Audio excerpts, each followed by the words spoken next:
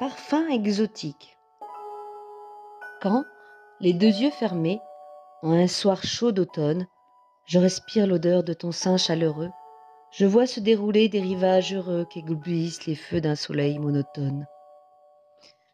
Une île paresseuse où la nature donne des arbres singuliers et des fruits savoureux, des hommes dont le corps est mince et vigoureux, et des femmes dont l'œil par sa franchise étonne.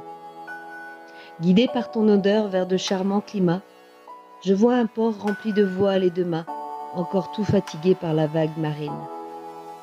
Pendant que le parfum des verts tamariniers qui circulent dans l'air et m'enfle la narine, se mêle dans mon âme au chant des mariniers. Charles Baudelaire, Les fleurs du mal. Parfum exotique est un poème de Charles Baudelaire, du recueil Les fleurs du mal.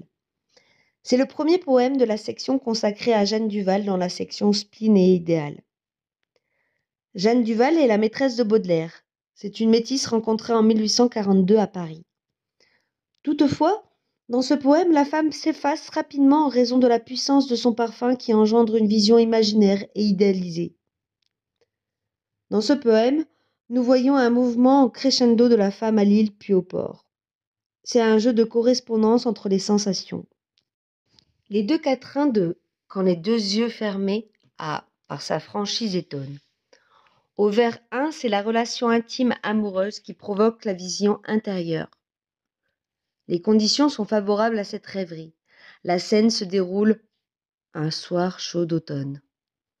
On se trouve dans un univers chaleureux, favorable au déploiement de l'imaginaire. On est dans un monde idéalisé. Les soirs chauds sont normalement associés à l'été et non à l'automne. Dans ce poème, l'été se prolonge jusqu'à l'automne. Au vers 2, l'intimité amoureuse paraît liée à l'enfance. Sein chaleureux, connotation érotique mais également de protection maternelle. Ici, la femme est tout, la mère et l'amante. La femme est tutoyée avec le pronom possessif ton, ce qui montre une proximité affective.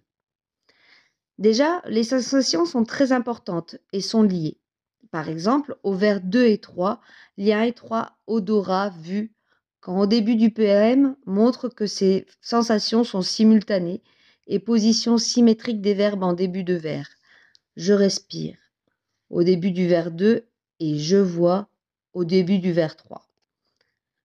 L'adjectif chaleureux du vers 3 évoque la chaleur ressentie du corps de l'autre, sensation qu'on pourrait assimiler au toucher. Cette symétrie rappelle la toute-puissance du parfum qui engendre une vision de lumière. On passe du parfum, odorat, à la vue. Le vers 4 insiste sur la lumière, avec la redondance de 3 mots du champ lexical de la lumière dans le même vers. Éblouissent, feu, soleil.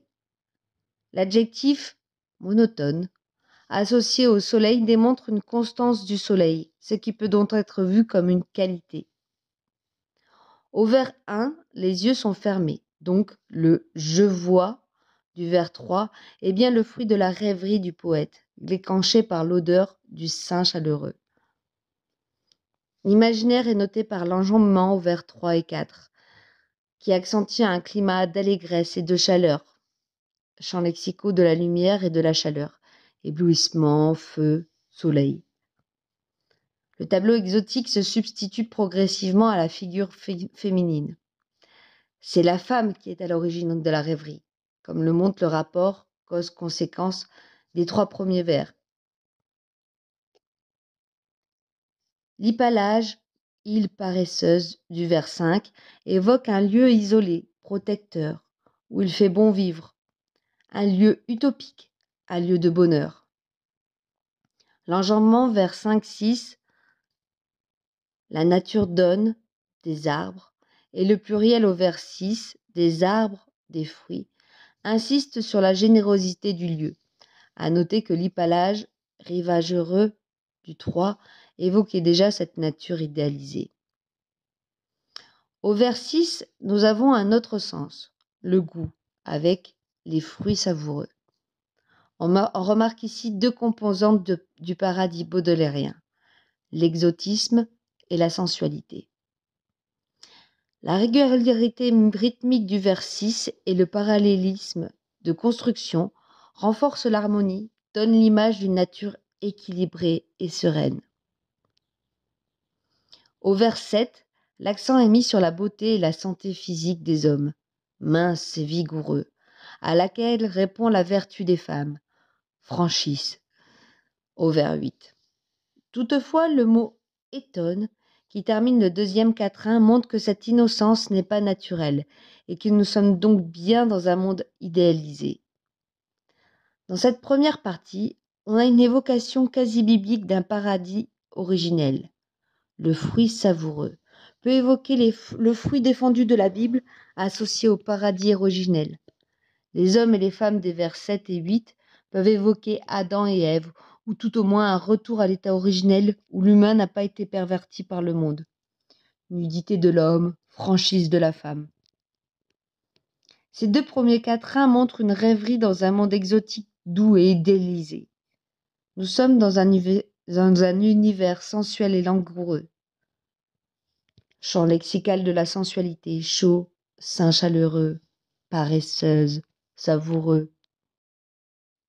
Les deux tercets de Guidé par ton odeur à Au chant des mariniers. Le vers 9 commence par Guidé par ton odeur. C'est encore la confirmation que c'est la femme à travers l'odorat du poète qui guide la rêverie. Dans les premiers quatrains, nous étions en mer, rivage, au vers 2. Maintenant, le poète se déplace vers le port, vers 10. La vision passe de l'île au port. Symbolisme vision, vie, voyage, mouvement. Puis du port au bateau. Effet de zoom visuel. Au vers 10, les synecdoques de voile et de mât, pour désigner les bateaux, donnent un aspect plus visuel au tableau dépeint par Baudelaire. Au vers 11, ces bateaux sont personnifiés, encore tout fatigués. Le port est un lieu protégé, comme l'île, mais aussi un lieu d'expansion et d'infini propre à incarner le rêve, dont l'apogée arrive dans le deuxième tercet. Les nombreuses assonances en oua et a montrent la recherche d'harmonie et de sonorité douce. Par exemple, vers 9-10, charmant climat. Je vois un port rempli de voiles et de mâts. La très grande générosité des rimes vers 12-14 fait écho aux vers 6 et 7. Générosité de l'île, lieu d'expansion et de bien-être. Ta marinier, vers 12, est développé au vers 6 et marinier, vers 14, est développé au vers 7. On a une correspondance entre la femme et la nature par le jeu des odeurs, odeur du sein et odeur des tamariniers. Dans les deux tercets, on a une pluralité des sensations. Vers 10, sensation visuelle, je vois. Vers 12 et 13, sensation olfactive, parfum, narine. Vers 13, sensation du toucher, m'enfle la narine. Cette hyperbole montre que l'air est ressenti par le toucher dans la narine. Vers 14, sensation auditive, chant. La rêverie s'épanouit en fonction de ses sensations. Les sensations sont mises en relief par un jeu d'échos noté par les assonances et les allitérations. Le poème fait écho à ce vers du poème Correspondance de Baudelaire. Les parfums, les couleurs et les sons se répondent. Au dernier vers, l'allitération en me se mêle dans mon âme au chant des mariniers, apporte des sonorités douces, reflétant la douceur de la rêverie. Le dernier vers du poème est le point d'apogée des sensations et des synesthésies. Le rythme croissant, 2, 4, 6, se mêle dans mon âme au chant des mariniers, révèle l'extase du poète et le passage du plan sensuel au plan spirituel. Toutes les sensations se mélangent au plus profond du poète, se mêlent dans mon âme.